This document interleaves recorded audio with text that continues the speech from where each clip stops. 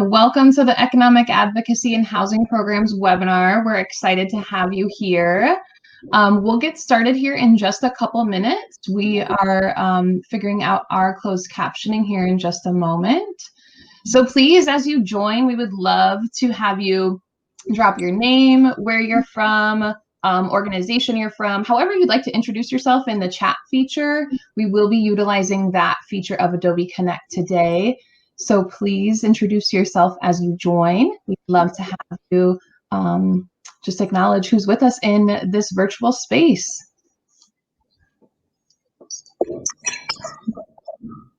And the closed captioning, you should be able to see two C's at the top of your screen that allows you to have the text streamed across the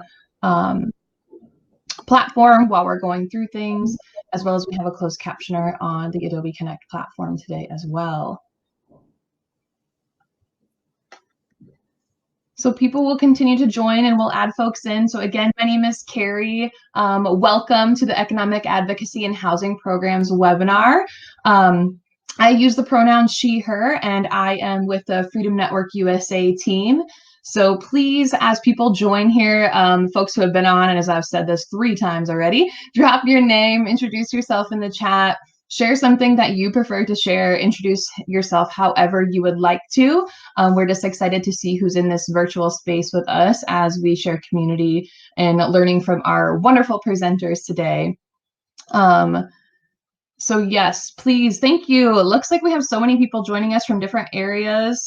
Excited to have you here in this training. If you have any tech issues while you're logging on, please feel free to drop that in the chat. Myself and my colleague Meg will be able to try to troubleshoot with you if you're having any connection issues. So again, this is the Economic Advocacy and Housing Programs webinar, and thank you for being here today. So we'll go ahead and go to next slide. So first, I just want to introduce that this webinar today is put on by the Freedom Network Training Institute and part of our Freedom Network Training Institute Housing and Training and Technical Assistance Project. Freedom Network is a nationwide coalition of direct service providers, survivors, and advocates addressing human trafficking through a rights-based approach in the U.S. This webinar is brought to you by our Training and Technical Assistance project that is funded by OWRA, and it is the Housing Training and Technical Assistance Project. We provide training, technical assistance to service providers working with survivors of human trafficking, and we have monthly webinars, such as what we're on today, as well as produce fact sheets, other written materials and resources that are in our freedomnetworkusa.org resource library. And for some features that we'll be using on Adobe Connect today, please see the chat feature that it sounds like people are finding. Introduce yourself as you join with us. And we will also, in that chat feature, you'll be able to kind of prompt myself or Meg if you're having any tech issues, recognizing that as people put in the chat, the stream moves rather quickly. So if you're having continued issues, feel free to direct message myself or my colleague Meg, and we will help troubleshoot from there. We'll also be using the Q&A feature for any questions that you have for our presenters as we move through content. So please feel free to drop those in there as they're going over content. We will, the lovely presenters, Carolyn or Tiffany, will help address those questions throughout content, and we'll have space at the end of the presentation for any further questions that we were not able to address throughout the presentation today. You will also see that we have a resources feature and a slide deck feature in the Adobe Connect platform. So in the resources feature, we have a couple resources that we have found beneficial to share with you all, as well as our webinar participation survey. So we would love the feedback that on the webinar as you complete this with us today. And then also under the slide deck section, the slides will be available to you. You'll be able to download those now. And then also there's just an additional resource list that our presenters have put together to support this content, the content that they will be reviewing today. So those resources all should be able to download from this Adobe Connect platform. And just a reminder that this webinar is being recorded, and the recording will be available within a few weeks after the webinar. And we'll also send out these additional materials to support this content today. Again, as folks are joining, we are using the chat feature for participants, as well as the Q&A feature for any questions that you have for content as we are going through this today. So I want to just introduce our lovely presenters today. So thank you both, Carolyn and Tiffany, for being here with us in this space and utilizing your expertise and experience to talk about economic advocacy and housing programs. I first want to introduce Carolyn. So Carolyn is a senior training and technical assistance provider at Futures Without Violence. And for further bio on Carolyn and the wonderful experience that you bring to this space, that is in the registration email. We want to make sure we have enough space for content today. So Carolyn, thank you for being here with us and using your expertise. And then I'll also introduce Tiffany. So Tiffany is with Survivor Ventures, a founder and CEO, and will be able to utilize her experience and expertise in serving human trafficking survivors in regards to the economic advocacy and housing programs. Thank you to you both for being here, taking the time and energy to invest in building out content for our participants today. So I will go ahead and go to the next slide. So what I want to do here is just pause and acknowledge that we are on land that has been inhabited and is still inhabited by tribal and Native and Indigenous folks in our communities. As I am on the personal journey, as well as FNUSA, right, and being intentional around acknowledging the land that we live on, there is a link here that folks are able to look at your individual location and see the tribal entities, the different territories that have previously lived here and still live here today. And in my personal journey, as I am still learning, right, and educating myself and unlearning, right, what I know of land, is I want to just take a moment and pause and acknowledge the elements of the earth, of the water, of the wind, of everything that I am blessed with in my community based here in Iowa. What I'm going to do now is pause and ask for us all to visualize, right, the land that we're on, maybe space in your community that you celebrate nature and are just on every day, like with where you live. So I just want to take a nice pause and breathe in and think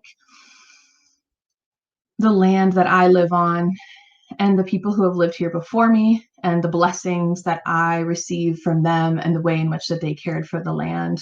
And also acknowledge that there were many people who have been killed and genocide that is experienced as this land was taken over by colonizers. And with that, I welcome you all to go on this journey on your own individually to acknowledge the land you currently live on or land that you have lived on previously, and to learn about the culture of those that have come before us. So thank you for being on this personal journey with me and hopefully enticing you to learn more about the land that you currently live on. I'm going to go ahead and go to next slide. And I am going to kick it over to Tiffany. Oh, I'm sorry. Actually, I'm kicking it over to Carolyn. Yes. Thanks, folks. Thank you so much for that wonderful introduction, Carrie. Hi, everyone. My name is Caroline, and it's so great to be here with you all to talk all things economic empowerment and advocacy for our survivors and housing programs. So, we just want to go through our learning objectives for today. We hope that by the end of this webinar, you'll be able to better describe what economic advocacy and empowerment is, and what economic justice means for survivors who are in housing programs, especially because we hear these words all the time and they're such big overarching themes. And so we hope we can provide some context and language to help you define and describe this. We also hope that you'll be able to recognize some practical ways to teach survivors of human trafficking about economic advocacy, and also creative ways, because there takes a lot of creativity to be able to do this work effectively. And then lastly, we hope that you'll be able to identify some best practices and strategies, and even some potential partnerships that you can make to help with their empowerment needs within housing programs for survivors.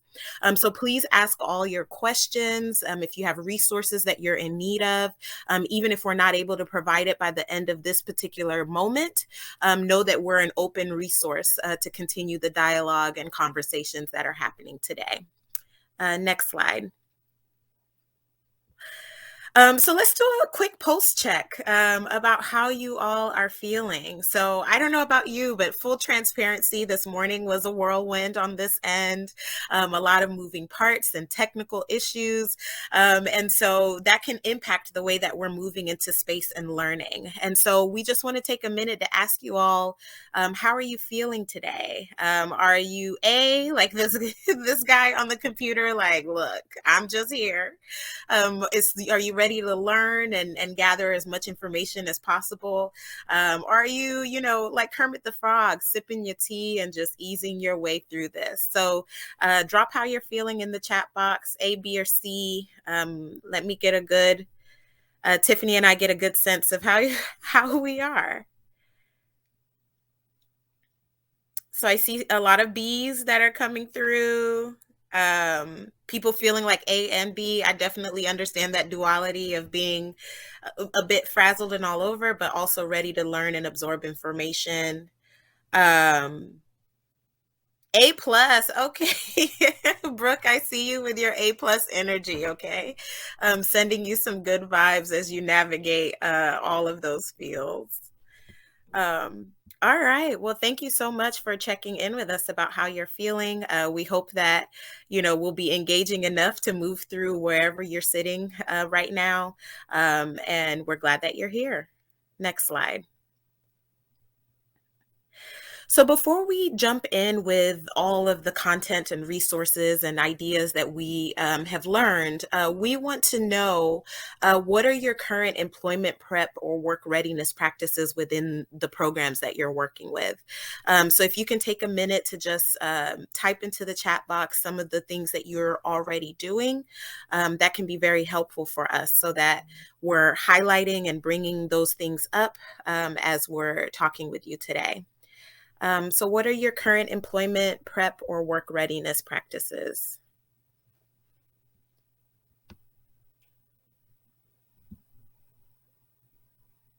Okay, so Eva, you check your schedule one day before. I see that there's some people that are doing resume building, helping with applications, connecting with community partners, and wanting to do more of that for clients that are in your housing programs. Tracy, thank you for mentioning self-care. Self-care is an important part of employment prep and work readiness, especially when you're dealing with trauma, and we'll talk a little bit about that. Connecting to job readiness programs, mock interviews, application assistance, coordinating transportation. So as you can see, many of you are already doing such amazing work when it comes to economic empowerment. And so we hope that by the end of this, we'll be able to either validate, the work that you're doing, and provide some additional resources to enhance it. Making sure all clients have their credit and core reads complete in their first month in the program. Awesome. So these are some good ideas, some good, working with childcare needs, and we'll talk a little bit more about all of these things throughout today. Next slide. Okay, so the first thing that we need to understand is the obstacles to education and employment when dealing with survivors. And by understanding these obstacles, we're able to effectively address them and find partners or solutions that could be helpful. So let's go ahead and go to the next slide, and where we'll discuss what is the impact of violence and trauma on education and employment.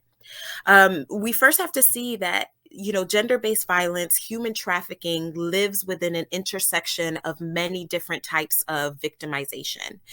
So a human trafficking survivor may have experienced domestic violence. They may have experienced sexual assault, stalking, sexual harassment. All of these things could be working together or being experienced together by a survivor. And so what does that mean for access to employment and education? Next slide. We know that experiences of violence are common. 30 and 66% of job training program participants reported that they've experienced some sort of intimate partner by violence. And we know that 88% have reported that their abusers have directly sabotaged their employment. And then what we've learned from the domestic violence community is that between 30 and 60% who experience domestic violence have lost their jobs as a result of abuse.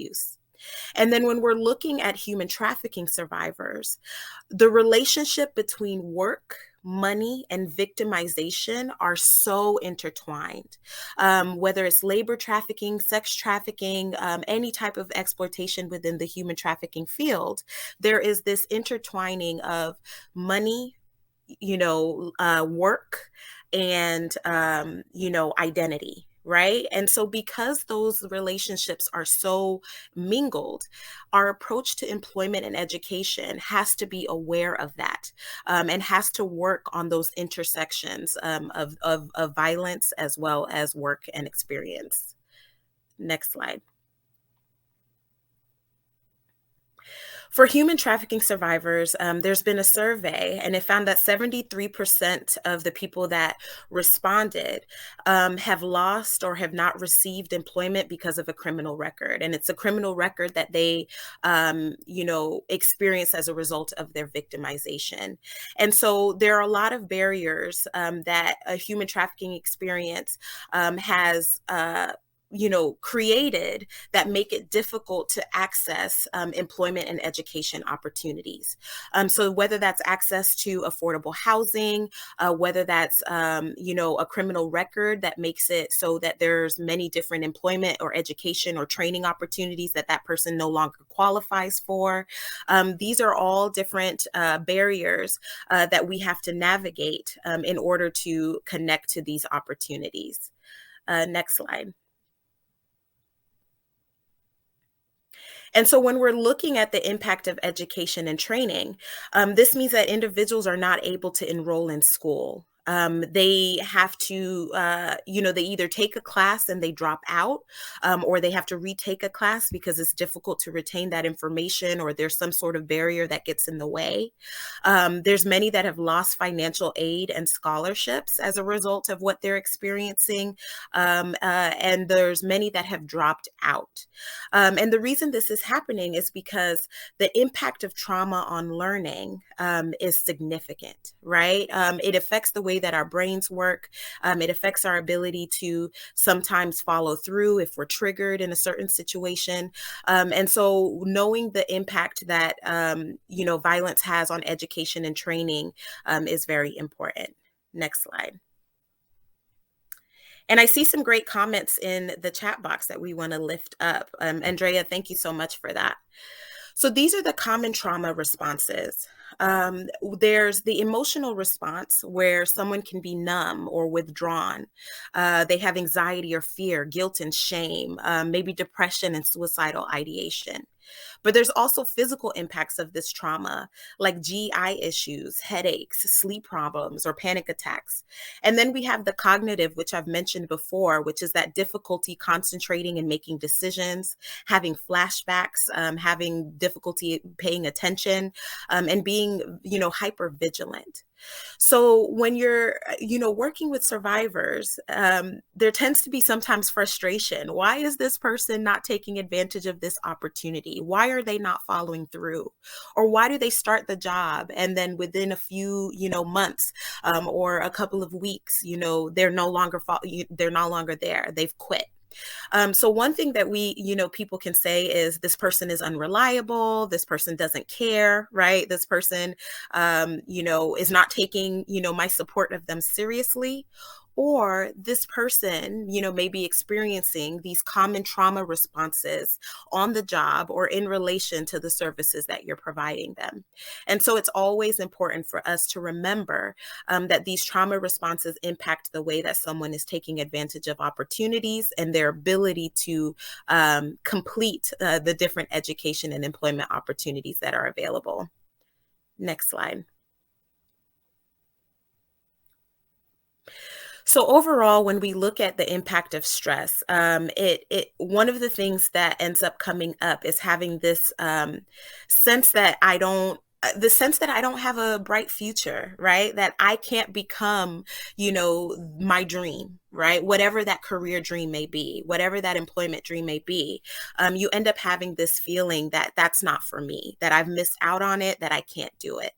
And so with that understanding, a lot of us as advocates have to work really hard to build the self-esteem, the self-efficacy, and help survivors understand that these dreams are possible, that it may take hard work, right? It may take time, but it is possible. And so that's one of the impacts that we see on employment and taking advantage of education opportunities. Next slide. So Futures Without Violence has had a chance to do conduct different focus groups with survivors in housing programs. And, a lot of the survivors were domestic violence survivors, but there's a lot that we can learn about human trafficking from these focus groups. So what was shared with us is that many of the survivors in housing programs have severe anxiety about the date of transition. So this means that, if they're in a short-term program or a program that they know that on this particular date or around this time, I have to transition out, they hold a lot of anxiety about what it's going to be like once that date arrives, about being on our own. And so there's a lot of conversations that needs to happen to help address that severe anxiety that many of the survivors are experiencing while they're in the housing program. They also feel sometimes like they're idle, right? And they're just waiting for this transition to happen without a clear exit plan or without clear activities that are helping them become more confident once they leave, that they'll be able to support themselves and their family. Something else that was shared with us is that there is a strong desire to be involved in education and employment opportunities while they're in the housing program, right? That they want to take advantage of the time that they're there, the safety network that they have in these housing programs to expand their education and employment opportunities. But they don't always know how to do that or where to go for that. And so they end up feeling, overwhelmed or stuck. It was also shared that there's inconsistent communication sometimes among staff. The expectations that they have for themselves while they're in the housing program is sometimes inconsistent and not really being clear about what's expected of them before and after the particular housing program. So looking for more clarity in that sense. And then not sure how to advocate for their needs. They're not really sure how to advocate for their economic empowerment needs. They feel the weight of their barriers so much that they don't know where to start. And so needing a lot of support there. And then, of course, a lot of the barriers that many of you put into the chat room about childcare and transportation and money for different trainings is something that comes up. And what we also know about human trafficking survivors is depending on the nature of your trafficking, some survivors have seen a lot of money passed through them, whatever it may be, a lot of money passing through them. And so when you're sitting there and offering a minimum wage job, right? Like a job that does not, provide a living wage opportunity for them to really care for themselves. There's a lot of frustration with that about, you're expecting me to do this and I still can't eat. I still can't put a roof over my head. I still can't take care of myself or my family. And so there ends up being a lot of frustration in that space as well. I'd love to hear from you all. What other needs are you hearing from the survivors in your housing programs? So if you would like to put that on your chat box, are any of these, can you relate to any of these based on what you're seeing? Or is there something that is missing that we should highlight and bring to the light? If you can put that in the chat box, Tiffany and I will take a look out for that. Next slide. So what do we do with this, right? Like, we know about our barriers. We know that this is difficult and challenging and that people want to have these opportunities, but what do we do about it? And so it ends up being a combination of prevention and a response, creating a safe and supportive space for people to actively seek these education and employment opportunities. And so the beautiful thing about being a housing program is that there is a level of built-in safety or within housing programs, or there is an opportunity for you all to build in safety into your housing programs that allow survivors to then want to take advantage of these education and training programs. And so it's all about how do we create structures and how do we build relationships and provide these opportunities that survivors can take advantage of while they're in the program, and how do we make sure it's sustainable after survivors leave these housing programs, are the questions that we must continue to ask ourselves as we're building a solid economic empowerment approach. So I see the answer to our questions. Emily Dixon, you said, career coaching and job training outside of warehouse work and fast food positions. That is so important. And we'll talk a little bit about that in terms of survivor choice, like being able to expand the opportunities that are available. Amar, thank you for your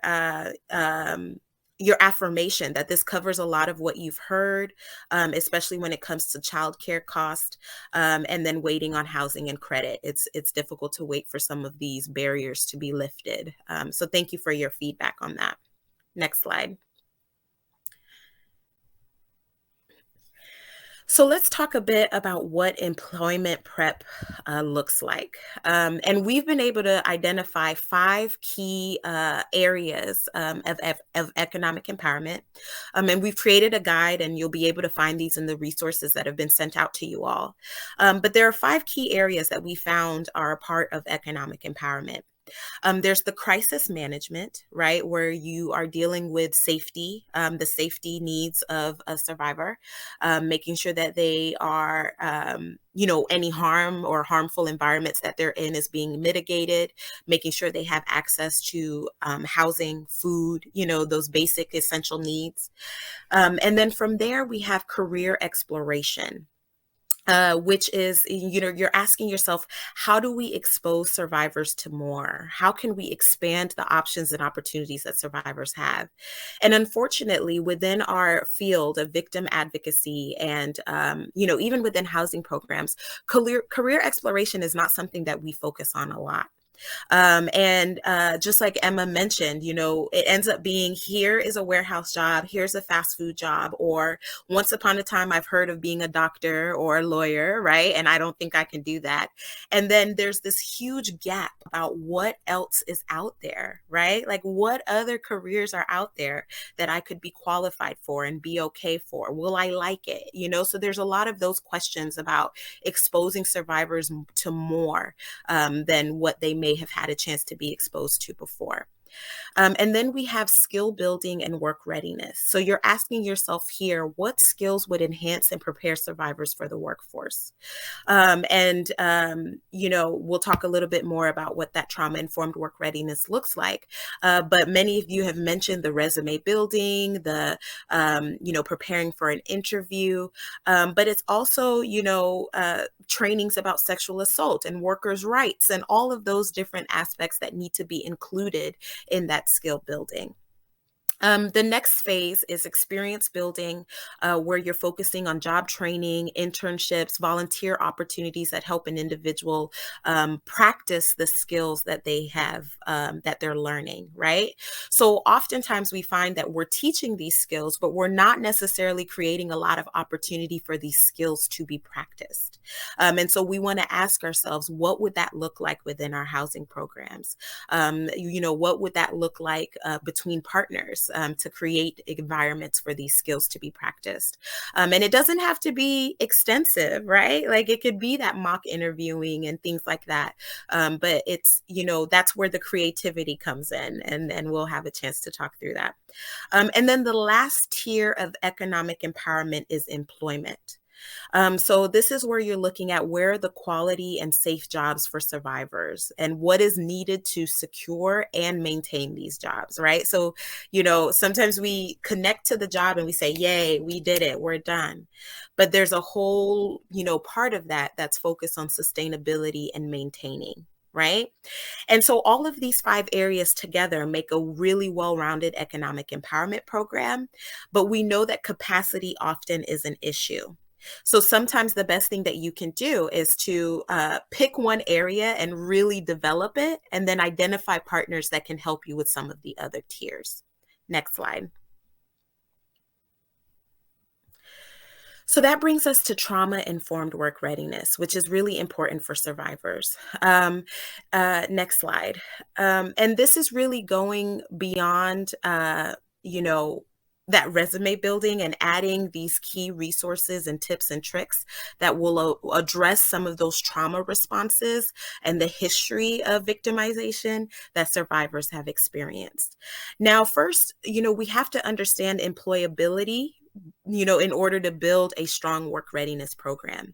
And we have found that a lot of advocates aren't quite sure, what makes someone employable. And so there needs to be a moment of really researching in your area or for that industry, what are the employability skills that are needed?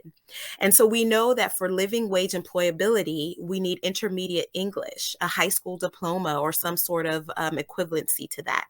Often, employers are looking for a 10th grade reading level, some source of Microsoft Office skills, depending on what that job is. And so by understanding what the needs are of employers, you're able to start building in partnerships that actually address and ensure that that person is ready for the workplace. And so in the resource that we've provided, there's a living wage calculator that'll let you know what the living wage in your area is. And then there are also some resources that will help you figure out what skills are needed for particular jobs, such as ONET. So if you look at that particular resource, it'll give you exact information about what employability skills are needed for particular careers. Next slide. So a resource that I'd love to share with you all is one is Workforce GPS. And I encourage every single person on here to go and create an account at Workforce GPS.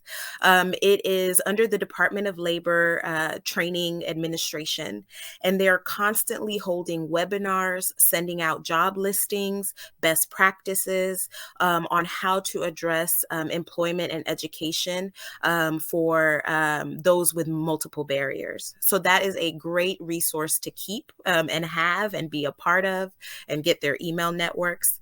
And then there is also an online work readiness assessment tool, which the link is in that resource. And they have 3 different levels that they've spelled out on how case managers and participants can walk through resume writing, interviewing prep, creating a career portfolio, but also identifying skills and interests and learning about labor market information.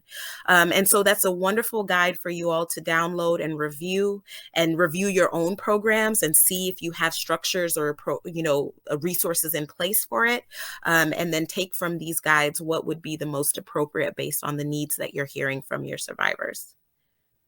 Next slide.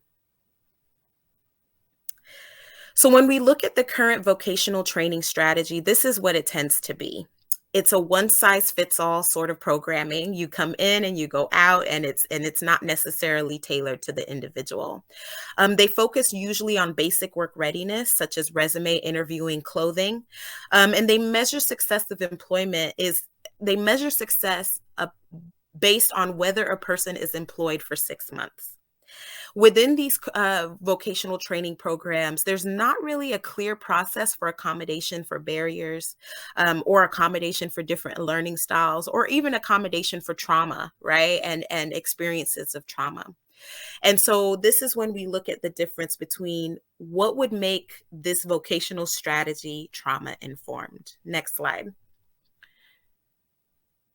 So that brings us to this question of what do you think would make the current vocational work readiness training trauma informed? And I'll drop this link into the chat box, or you can type it directly into the chat. That is fine as well.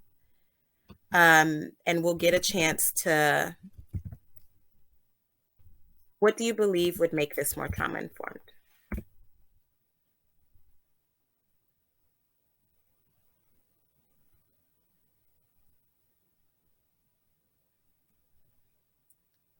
So you can type it in the chat, or you can go into the poll everywhere.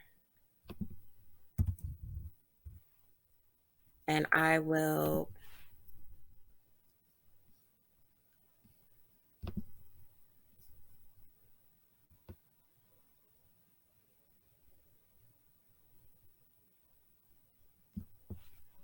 Okay. Is the link working? I'm not sure if I'm not seeing any responses coming up. I apologize for that. The link worked for me. Okay. This is Carrie. So I got access to the link. So I just double checked it. Okay, awesome.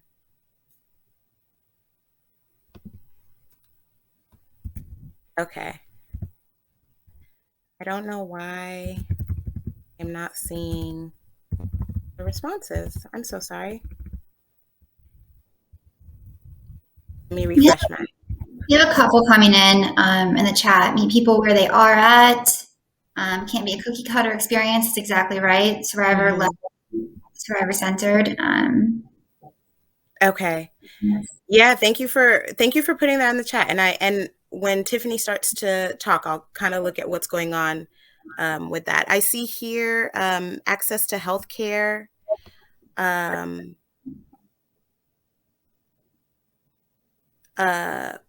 Some good in-depth training around different identities, ages, religions, right? So being able to sort of communicate with other people. Okay. Awesome. Thank you for your responses. Next slide. And we'll bring those back up during our Q&A. So with trauma-informed work readiness, there is, you all have mentioned like leaving room for customization, and being able to structure it towards an individual's needs, because every survivor's need is different, and their level of readiness can be different as well, right? If someone is coming in at direct crisis and it's impacting their ability to learn or follow through in that moment, that might not be the best time to say, hey, let me put you in a 10-week intensive career program, right? And so you really want to be aware of where that particular person is and customize what you're connecting them with to where they're at. Also, for trauma-informed work readiness, you want to include wellness factors and individual lifestyles into it. So someone mentioned like being able to learn about different cultures and communities, and how to communicate and be in community with different cultures could be helpful. But also learning about self-esteem building and self-care and different things like that can be a part of the work readiness process.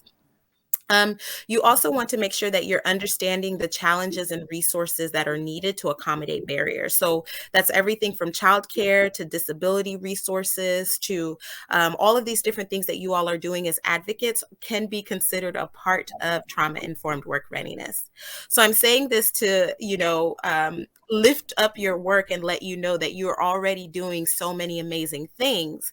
And it's just about how to integrate that into the employment and education process, right? And then also offering multiple pathways and choice. So I believe someone in the chat box had mentioned how, often it's a warehouse job or a fast food job that's available, but how do we tap into different industries, different types of careers, different employers? And Tiffany will talk a lot about employment partners and how to do that.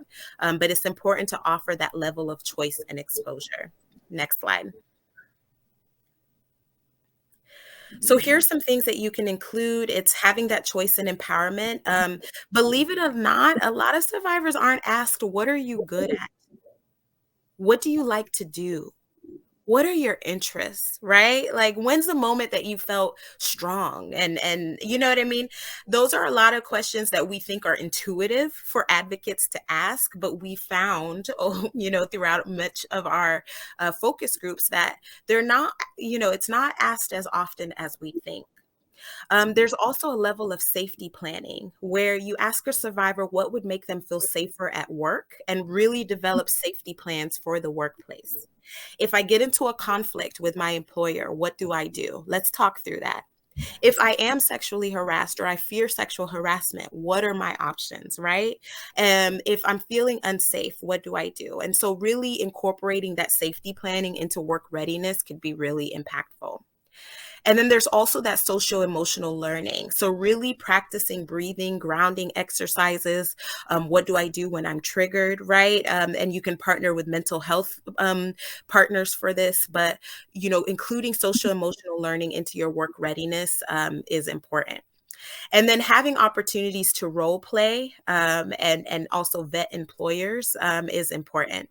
And so, going through different scenarios and situations that a survivor may be, concerned about and walking through how would you handle this situation makes it much more likely that once they're in that particular environment, they're able to maneuver it effectively.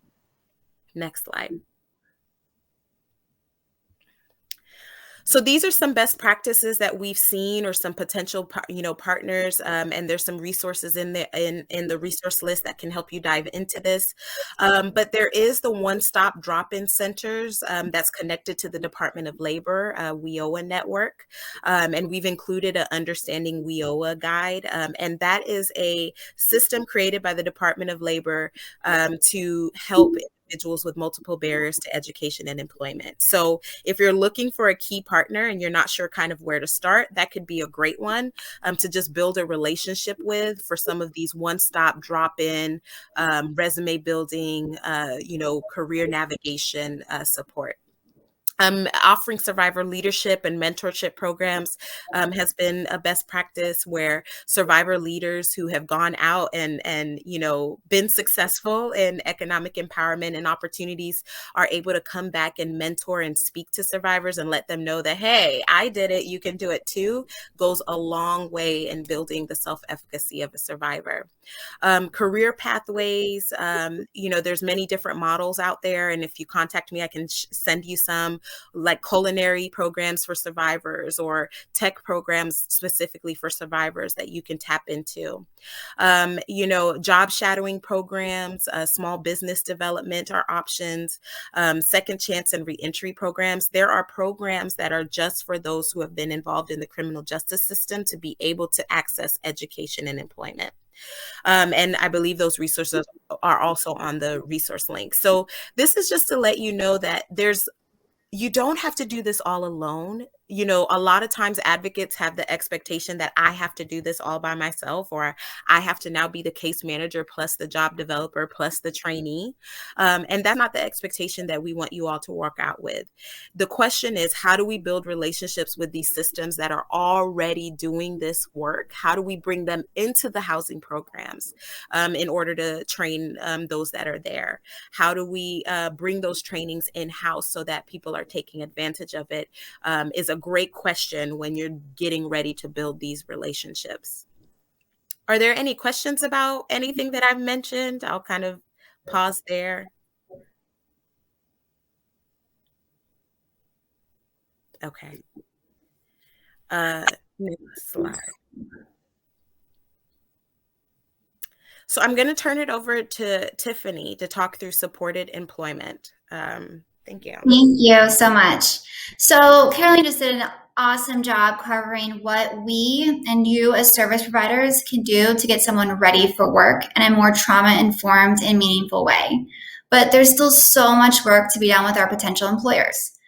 So let's talk about creating successful partnerships in the community. Next slide, please. So as a service provider serving trafficking survivors, myself at Survivor Ventures, we quickly realized that being able to legally earn income was extremely important to the recovery of this particular crime victim group, which is exactly what Caroline was just talking about. If you think about trafficking, the crime of trafficking, trauma happened sometimes often on the job while the person was making money. And even if they didn't get to keep it, that's when the trauma was happening. Survivors call it working. They are working. It might not be a legal form of working, but it's working. So if we ignore that the trauma happened on the job, and that money can be a huge trigger for this particular population, we might be missing the boat on how best to serve this population. Now, at the same time, this crime victim group, more than most, has often been criminalized for their role as victim in the trafficking situation, which Caroline also was talking about.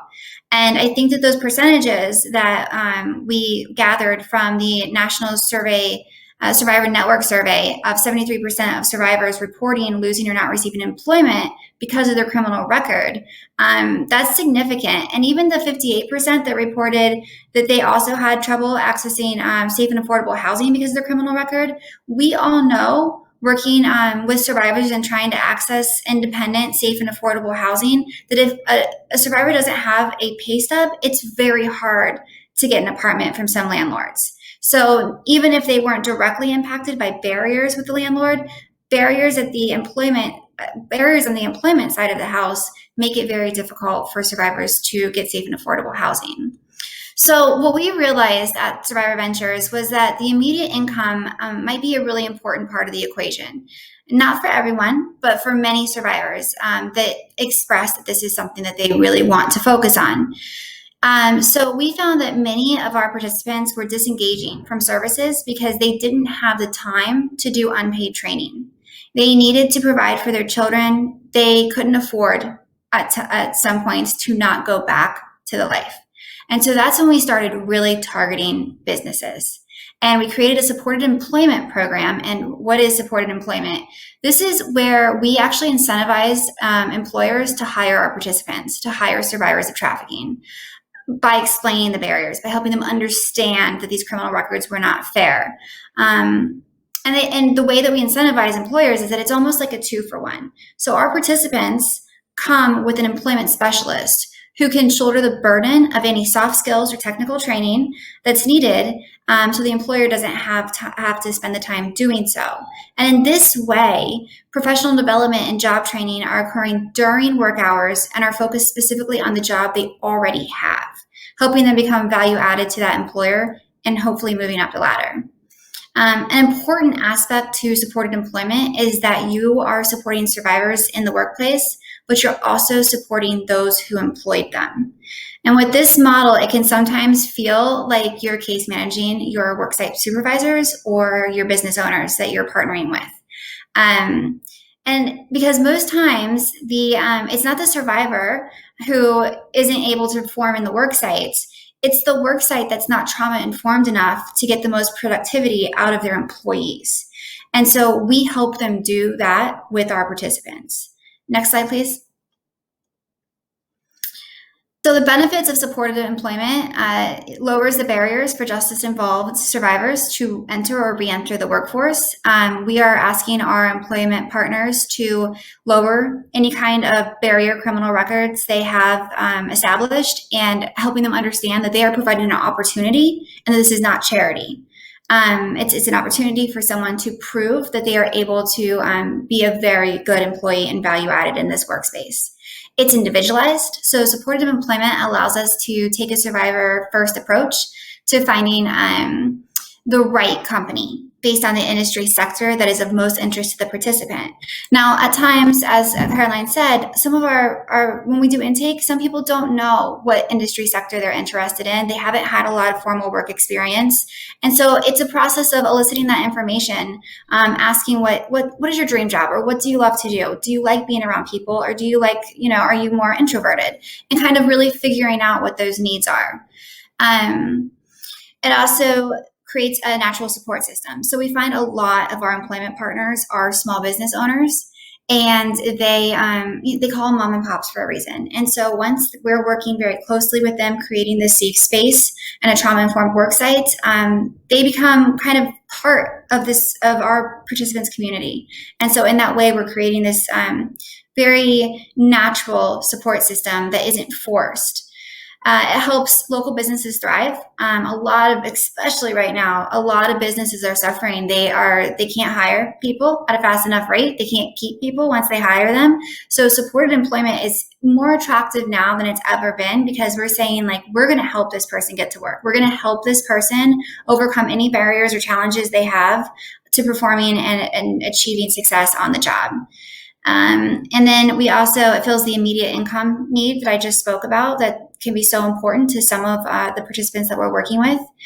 And it offers paid on-the-job training. So instead of this constant training cycle that some survivors have found themselves in, where a lot of them have spent time in jail and they've done every training, workforce development program you can imagine. And someone in the chat was saying that a lot of survivors have all of these certifications, but still can't get jobs in their field.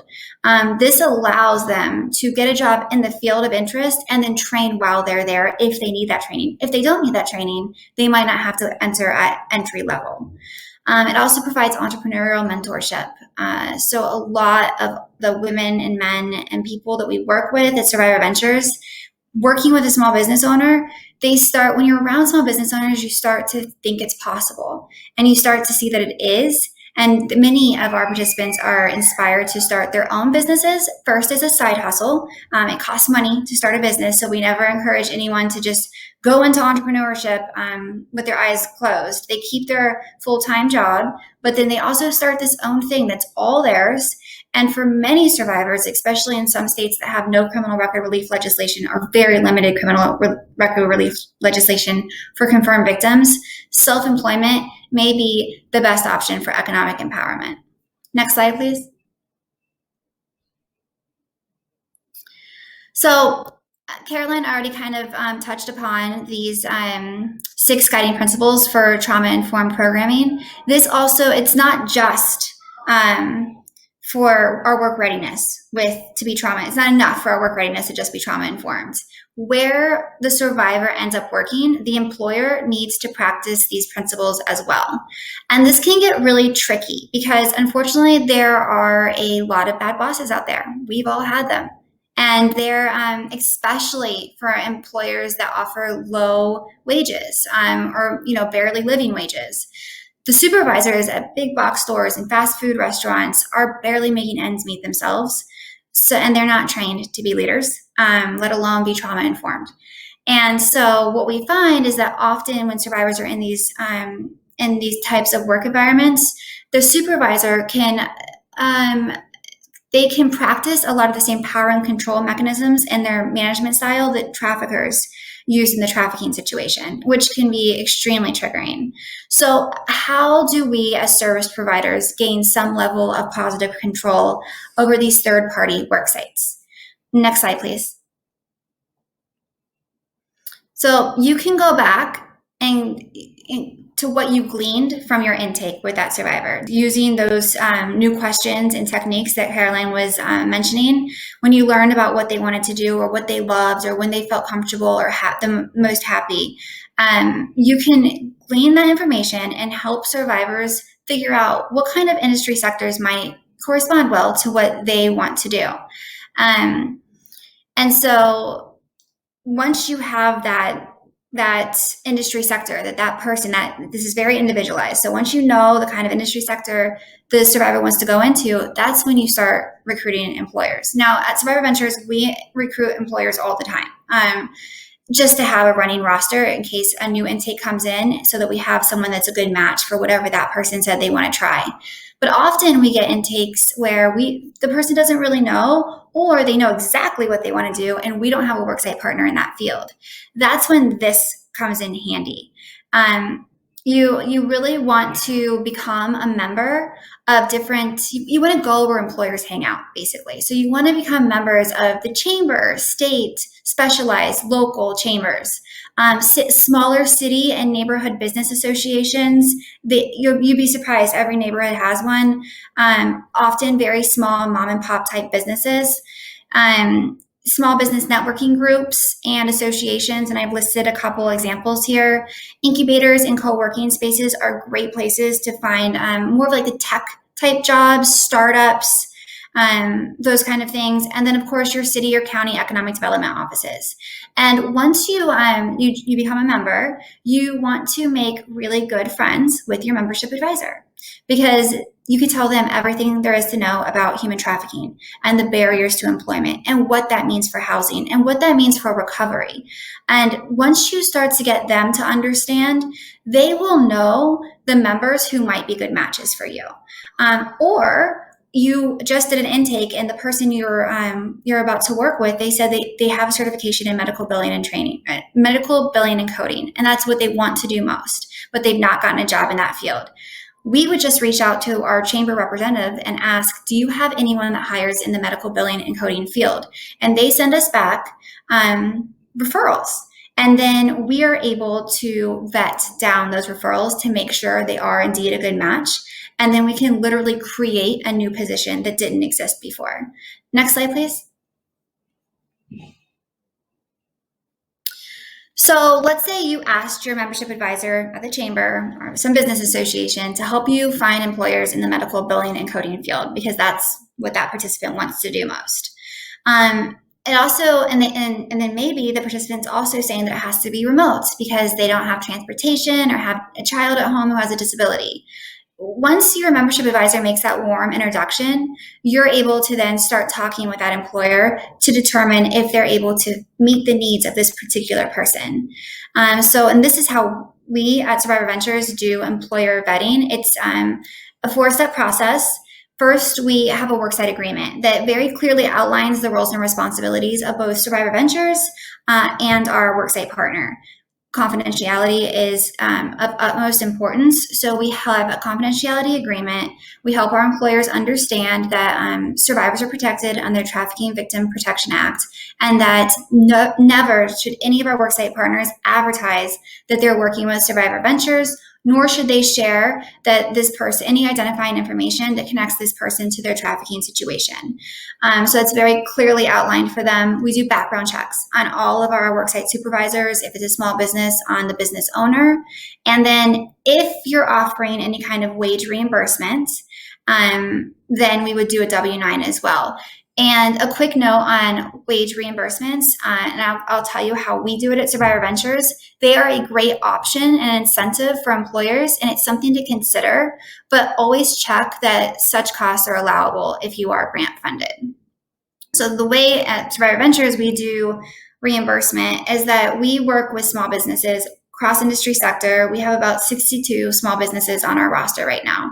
And a lot of small businesses, a lot of mom and pops, they don't have the cash flow to hire a new person. So they might be a one man or one woman show, and they might have a great product or service, but they're so busy keeping the doors open that they can't grow that business. And again, because that cash flow issue, they can't hire someone. With our incentive program, our wage reimbursements, we're able to create a job at that small business where they have a free employee, because we're reimbursing the wages above minimum wage it has to be 40 hours a week. No one can afford not having 40 hours a week. And at month 3, at the end of month 3, if they were able to increase their revenue to a point where they can start paying into those wages because they were able to actually step back for a minute and start growing their business, we ask that they start paying in 50%. And 50% for them is still under minimum wage. Next 3 months go by, they've increased revenue more by having this value-added employee who we are also training the entire time to be even more value-added to that company. We ask that they start paying in more. So that by month 10, the employer, the small business owner, has a completely trained up, value-added employee. They're paying them 100%, and we've created a new job that didn't exist before. Next slide, please. So before any of our participants start at any of our partner work sites, we require the worksite supervisor, and if it's a small business, that's often the business owner, to complete mandatory trauma-informed trainings with our mental health director. Now, what's so great right now is that Futures Against Violence has just come out with the best trainings that you can, in the field, apply right to your worksite partners. We at Survivor Ventures had to create all of this on our own, but now we're going to start using the Futures Without Violence resources because they are just so applicable and easy to use and user friendly. So this is how we train all of our work sites to kind of learn the protective factors and the 6 principles of being trauma informed. And then because our job coach is our employment specialist is in constant communication with the worksite supervisors and participants employed at the work sites, we know when additional training is needed to help employers identify protective factors, to help them create an even more trauma-informed environment. And for those situations, we will have our mental health director offer more one-on-one trainings with the worksite supervisors. And then we also provide some of our smaller business work sites with we call them employee installation kits. It basically is a way for them to get all that stuff together that they've never thought about because this is their first employee. So they might not know how to do payroll. We make referrals to different payroll providers. And we also mention to these small businesses that the person they're employing, because they do have certain barriers, which can be TANF, SNAP recipients, a felony criminal record, it does qualify them for the work opportunity tax credit. And so that's a huge incentive, even if you're not doing the stipends or the wage reimbursements, the tax credits a small business or any business can get for hiring people with those kind of barriers are very high. And then we also give them some other, how to help with employee handbooks, orientation planning, ways they can ignite their back burner. If you're a small business owner and you're used to doing all the things, it's hard to delegate at first. And so we help with this list, we help them think about the things that they really don't like doing or aren't very good at. And we get if our participant is interested in those things, we can pay for training for them to become certified or partner with a workforce development partner for free training to get them certified in that, let's say in QuickBooks or social media marketing. And then that is value added to their employer, which will help them move up and get promoted. But it's also something they can use in their own business venture if they decide that's something they want to pursue. Next slide, please. Okay, so the next 3 slides are just to better illustrate the division of labor for our supported employment program. So with our program, what we would provide as the provider of supportive employment, we do a 2-person team for each of our chapters. So we have a housing program director and we call our supported employment program Survivors to Entrepreneurs, and we have that program director, and they work hand in hand because you really can't be productive at work if you do not have 4 walls and a roof. And shelter, long-term residential care is great, but being independently housed and know that no one can exit you unless you don't pay your rent, that's a different feeling, and it allows you to build that confidence. It also just allows you to be more productive in the workspace. So we always marry our supported employment program with our housing rental assistance program because it just works better. It also helps us recruit landlords because it scares them when you're doing rental assistance and there's no evidence that the person that's getting the rental assistance will be able to obtain employment so that they can pay the rent when rental assistance ends. And it might seem cruel of landlords to not give people a chance, but they're looking long term. Am I setting this person up for failure? And so if you have the supported employment kind of nexus, it helps your landlords feel more secure in working with your agency. So let's see here. We also we do all the worksite vetting and training, as I already mentioned. So we will find the right worksites for each person, vet those worksites to make sure they're safe, train them so that make sure they're trauma informed. And then at the same time, our housing director is working with that participant on their long-term independent housing plan as they're transitioning from crisis shelter into independent housing, having already obtained this job. During our supported employment program, we do resume support. It's really fun to do resume support sometimes. A lot of times people don't realize how amazing and special they are, and they have become so used to being treated as criminals or whatever the case may be, that they forget that even if it wasn't legal, what they were being forced to do, the skills that they got from doing that we should be able to document that in a way that doesn't expose anything, but helps the employer understand that this is a really valuable person. This is a person that might have been managing budgets in a single night that are larger than some of our nonprofit budgets. And that matters. That's experience that is important and should be packaged correctly. Mock interviews, we do a lot of that. We do a lot of the role play that was suggested, working through communications, business etiquette, things that anyone might forget. Sometimes we overshare because we want people to like us on our first day. And so helping our participants understand once you share, you can't get it back, and things can unfortunately be weaponized. So just having those conversations early and often to better prepare them for the workspace. Of course, we provide our wage reimbursements to our employers. We do provide the professional development that our employers say would help our participant be more successful in the workplace. We do twice weekly job coaching with our participants. And then our job coach does at least once weekly calls with the worksite supervisor to make sure that everything is running smoothly. And then we're also at the same time doing our rental assistance program and working through housing stability. And then follow on, because this is a 2-year program, often longer, we help our participants incorporate their own business if that's something they decide they want to do.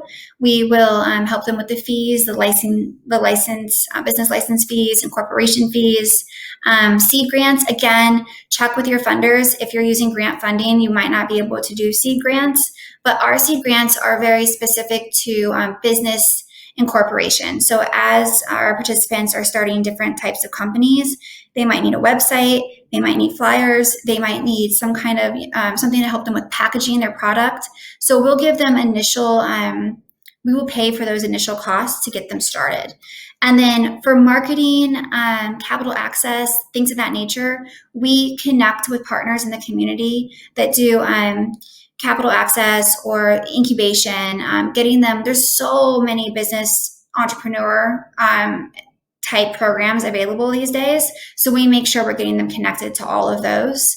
And then eventually, as our survivor leaders and business owners start to really focus in on their own business, they might get to a point where they want to hire one of our survivors that are just coming into the program.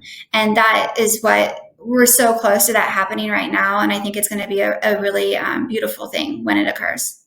Next slide, please. So a really important thing, because Survivor Ventures is so focused on housing and employment, we, in every market that we're in, we always partner with a anti-human trafficking organization that provides more of the restorative care type services. So none of us can do it all. And it's so important for us to work together by attaching ourselves to a partnering human trafficking agency that does sheltering services, crisis shelter, maybe transitional housing, mental health care, core advocacy, case management. that just builds that natural support system around our participants. So then we can just focus on what we do best, which is the supported employment and long-term independent housing. And they can continue doing the mental health counseling that they've already built rapport for doing, continue doing case management and core advocacy, and even long-term, as our participants who've been in the program for 3 years now start businesses and become really stabilized. They're like veterans, there's still things from what happened that they need help with, as we all do. And so we ask our partnering agencies to stay connected and offer that longer term mental health counseling support, core advocacy, especially for custody issues, credit repair, home ownership. Those are all things that we want to help our graduates from the program continue succeeding in life.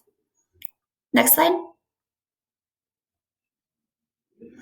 And this part is what the small business provides. And this is part of our worksite agreement. We make sure that they understand that we will be sending a resume once everything has been vetted and ROIs have been signed. And they actually conduct the interview. And now if our participant or the worksite wants our job coach to be at that interview, we of course accommodate for that.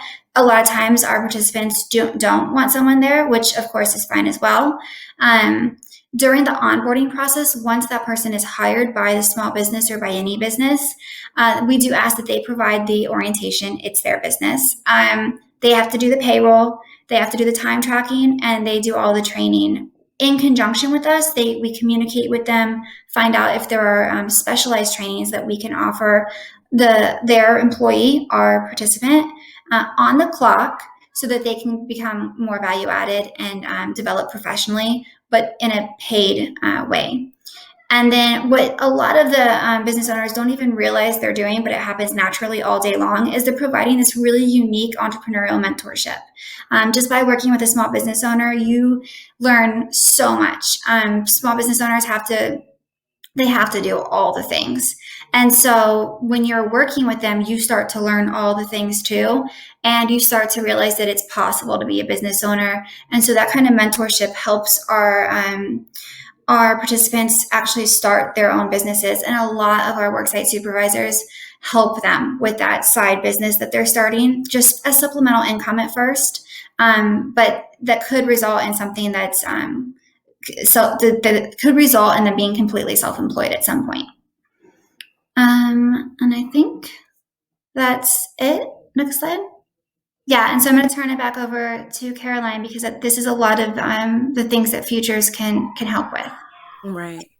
Thank you, Tiffany. It's amazing program, and you give a great example of how these different, housing, employment, entrepreneurship programs are merging together to create this ecosystem. The truth is, we know that feels overwhelming. What I hear a lot from advocates is, oh my gosh, that sounded great, but how am I or our organization that has limited capacity supposed to carry out something like that? And so Futures, our project is here to support. If there's something that you heard that you're like, that's interesting, we want to see if we can implement that, or I don't know what resources to really partner with that are going to be effective, whatever it may be, know that there are resources in place to support you. So while, Freedom Network Housing Project is helping making the housing opportunities, more accessible and supporting you in that way, we can help you with developing a lot of the economic empowerment opportunities that your survivors are having. So we encourage you to just, shoot me an email, come to our office hours. We can help you develop and strengthen those partnerships, build your capacity for understanding a lot of the buzzwords that we mentioned today, because it's only an hour and a half. And to really dive deep and create this infrastructure, it takes a lot of time. So just wanting to let you know that we're here as a resource, and we're seeing what's going on nationally so we can offer models and best practices and share in the challenges that other people are going through. So with that said, I think we can open it up to specific questions based on what you all are experiencing. Are there any questions or any experiences or feedback or specific resources that you all would like us to focus more on with our remaining time together? Thanks so much, Tiffany and Carolyn, for just the amazing content that you went over. As my colleague Meg and as we have mentioned throughout, if people have specific questions, like feel free to drop that in the Q&A feature. We do have some questions that were submitted like at registration and throughout the presentation that I would love to pose to both of you today, but people can also put that in the chat too while we're going, or the Q&A feature as we're kind of going through things. So there's a really good question, and I think some of this content was talked about briefly, but thinking about housing programs that are more short term, right? So thinking about that shelter type intervention, right? That might only be 30 to 90 days or for whatever length of time for survivors. And Tiffany, I'll kind of start this question with you, but like, how do programs, or where can programs start to incorporate economic empowerment and just conversations, especially if their time working with survivors and housing services is more short term? So yeah, Tiffany, I'd love to kind of get your opinion, and then Carolyn, please, after Tiffany, if you have any kind of like recommendations where people start in that more short term housing interventions, that would be great.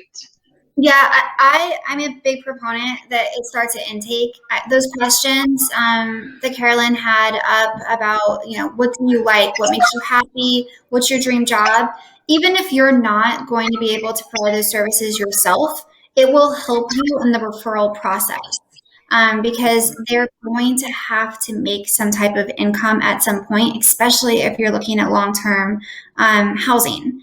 And so how do we afford long-term housing? How do we get people into jobs that they love, where they want to stay, where they're happy, where they're not miserable for 8 hours a day? So I really do think that it's something that should start at intake. Even if it's not something you can provide, it will help you better guide that person, because they need to start thinking about that. They already are thinking about it. And so ignoring it makes it worse. It makes it scarier. Yeah, I echo all of that. Is really focusing on, career exploration can be a very healing and empowering process. You know what I mean? Like, watching people get excited about something or learn something new that they didn't know was even possible, or meet someone that they look up to, can be very, very healing. And so within 30 to 90 days, there's so many opportunities for career exploration that you can build into a short-term project. And so that would be my encouragement, is to see how can we within 30 to 90 days expose our survivors to as many opportunities as possible, and to as many points of contact or relationship as possible. So research has shown that social capital is actually a better indicator for success than economic capital. And so we're often focusing on like putting money, in people's hands. And if we put money in people's hands, then, we've done it. We fixed everything. And while that's important, we know that it's really the relationships and the community that you're building around someone that ends up having a long-standing effect. So within those 30 to 90 days, I would say your focus is, how can I build the social capital of survivors? How can I connect them with as many opportunities and relationship building opportunities as possible? And then how can I invest in career exploration? So that's like a career panel, right? That's like a field trip to maybe a headquarters somewhere. That's, someone coming in and mentoring. That's what is called vision boards, right? All of those types of things, saturating it within those 30 to 90 days to build that hope and self-efficacy. Yeah, especially when we, from the studies and the focus groups that Carolyn was saying they've done, I mean, survivors are expressing they feel a lot of anxiety and they feel idle. So fill it up with really productive ways of looking at how they can find happiness on the job. Again, it's so important. I mean, 8 hours a day, it's not war, it's work, and we should be able to enjoy it. So I think that if the sooner we can start talking about it, the better. Not overwhelming, of course, but I think you'll find that it's exactly what they want to talk about. And we found just bringing up things like home ownership, yes, it's a long-term goal, but that someone's thinking they're capable of that, because they are. And so like helping them understand, because they may never have had anyone in their life that owned a home, So they or was a business owner or kept a full-time job. So just helping them understand, like, yes, you can do this. And here's how we're going to lower barriers so that you're able to. When we talk about entrepreneurship, everyone's eyes just light up. It's like they see the light. And at the end of that very long dark tunnel, like, oh, there is something that I can do that's empowering, and they want to work towards it. Thank you so much, both of you, for that response. It's super helpful, and just even thinking outside of the box, right, with maybe how we've also been constructed to talk about economic advocacy and economic empowerment with survivors, right? Just those few examples allows, I think, advocates to think about how they can be more creative with supporting, the survivors in their housing programs. And that kind of makes wants me to pose another question to you all, right? How do programs even take a step back to look to train staff, right? To think about economic empowerment, right? And economic advocacy in that lens of like social capital, right? And valuing that. I think that was is such a good reminder in the society that we live in and how we're socially constructed to think about this as a very individualized approach. And I know, Carolyn, you have just a lot of value too, just around that concept as well.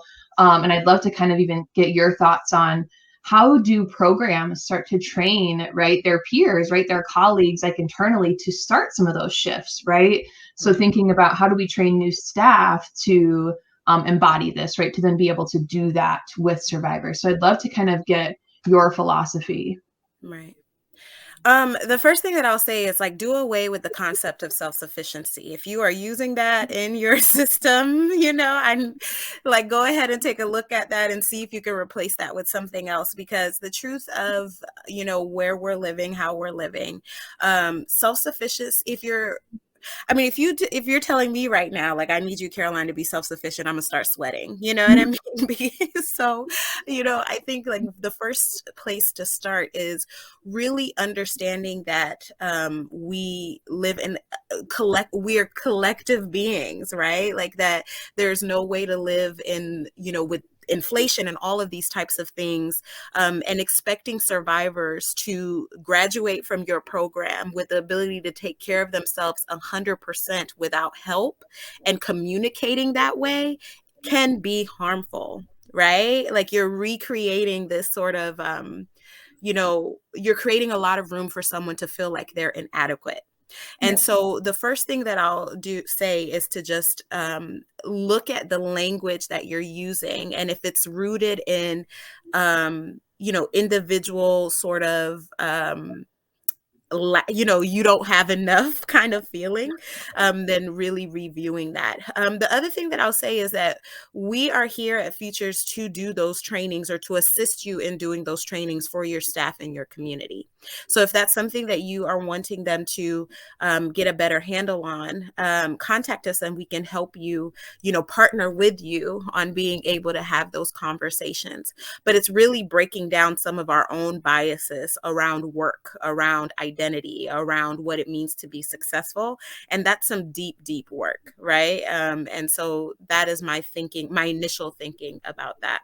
And then the last comment I'll make and then turn it over to Tiffany is that a lot of survivors are coming from cultural backgrounds that focus on community, right? Focus on collective sort of growth. So if you are, harping on sort of the American dream of the individual versus some of these other cultures that are more collective, then there's a communication issue going on there, right? And so you have to really figure out what are the values of this particular survivor? What do they see as important? How do they define economic empowerment for themselves? And then building off of that, right? Is one way to move.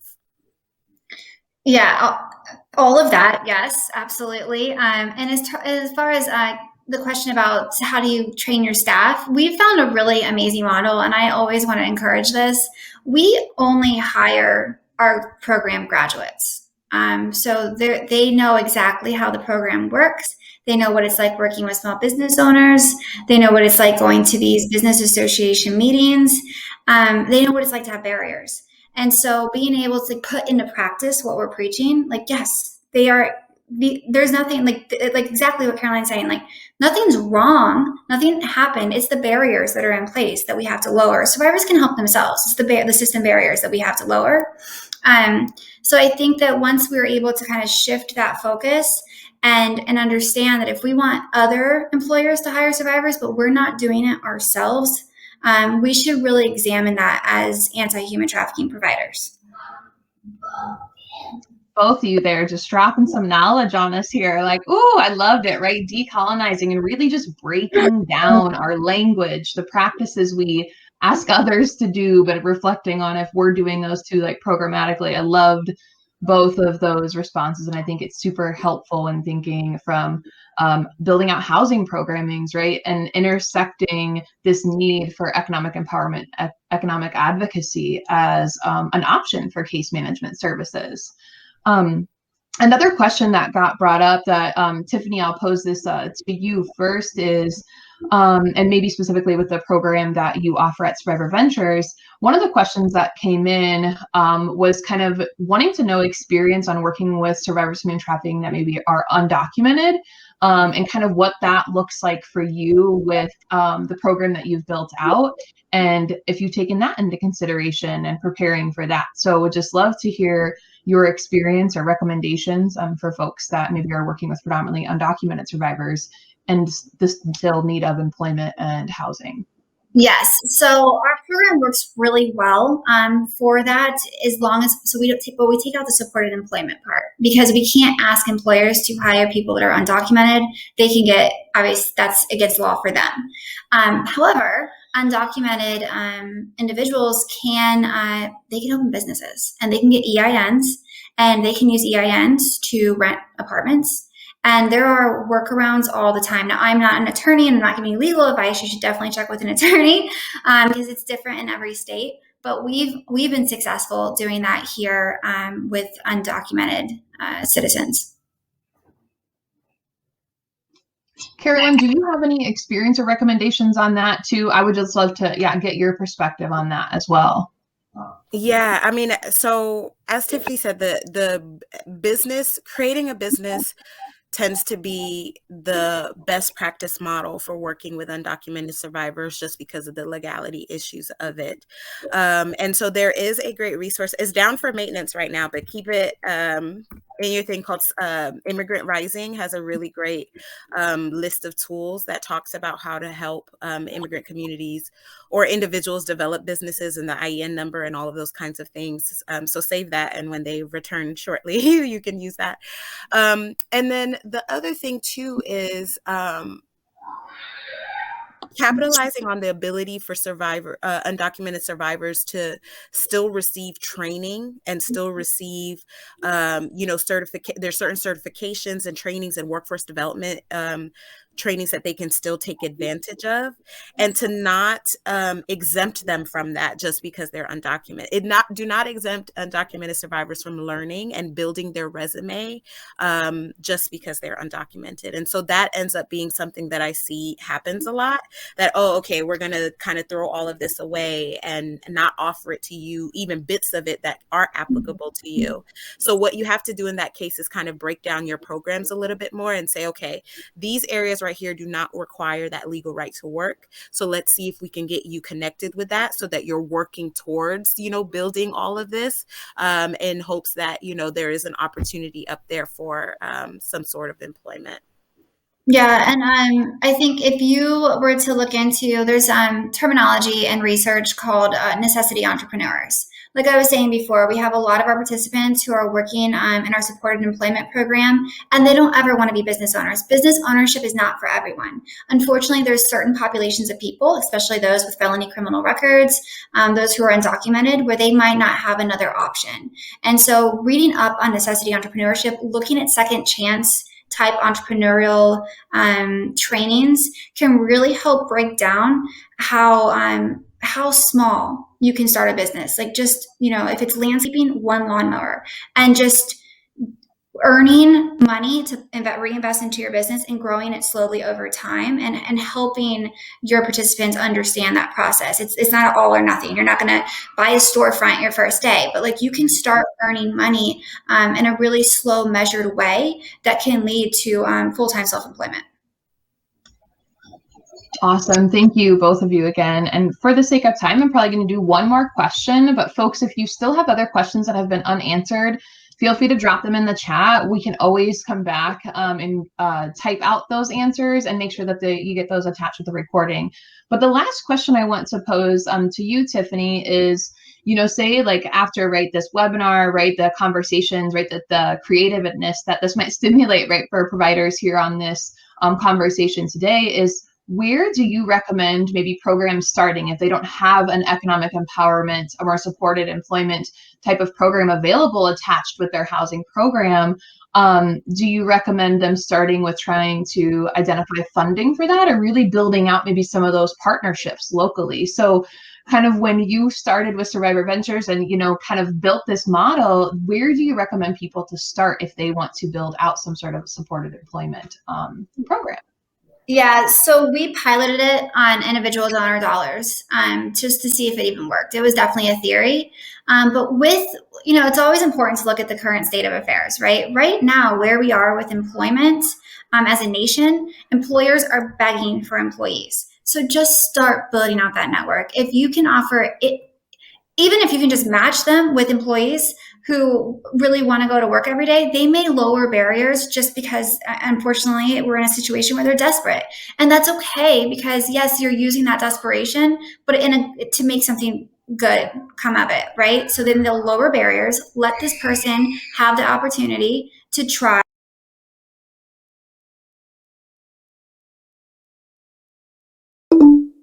And employers that are in these associations talk to each other. So they're going to know that, your program and the employment services you provide are very helpful. So I would definitely say, given the current state, you should just start building out those networks. Join your chamber, just join a business networking group that maybe is even free if you don't have money for the membership, and start meeting those employers and talking to them. And I think you're going to find that a lot of employers are hiring and can't find anyone to work there. And then if you decide that you want to do some kind of incentive program where you have subsidized wages, it doesn't have to be for a year. It could just be for the first couple months, just long enough for that employer to give someone an opportunity to prove themselves. Awesome. Thank you so much, both of you. Thank you, everyone here on this webinar today. If you have any other notes, comments, please feel free to reach out to us, as well as Tiffany and Carolyn have dropped their contact information in the chat previously. Thank you, Tiffany and Carolyn, and please be on the lookout for this webinar recording. And please give us feedback from the feedback survey. There's a link here, and as we close out today, you will also get a link to provide us feedback. Thank you very much. Have a good rest of your day, everyone.